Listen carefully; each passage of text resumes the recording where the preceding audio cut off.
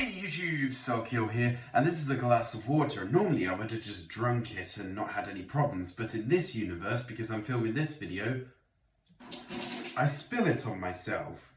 But why has this made my clothes darker? Why has that happened as a result of me spilling it on myself?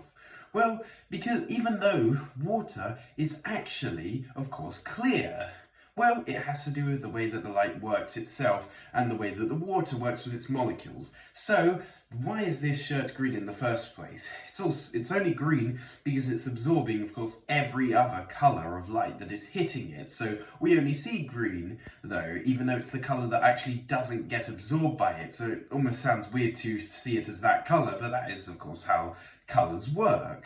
And this water, yes, it is clear, but when it comes into contact with the fibres here on this shirt, it doesn't actually allow all the light to escape in the same way. So normally light is just going through the holes in this fabric here and then coming up to the camera and then being recorded down as digital data. But because there's water in the way, water contains atoms, of course, and these atoms are obstacles of which the light has to go around.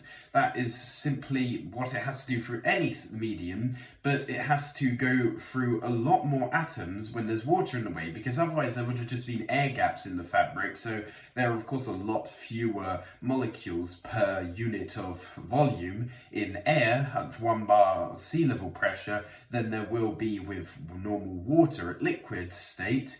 So the light has to go through more atoms, and that means there's a higher chance that light, instead of just going straight on its path outwards, actually bounces off an atom and does, for example, a change in direction where it heads backwards, and it bounces around different parts of the fabric instead of getting to your eyes. And whenever it does this, it loses energy until the light becomes dimmer and dimmer beyond the point of being visible, and this will happen all over while you have this water. And of course, if you were to use a thicker substance, a denser substance I should say, than water, then it would appear even darker than this if I were to apply it onto my clothes.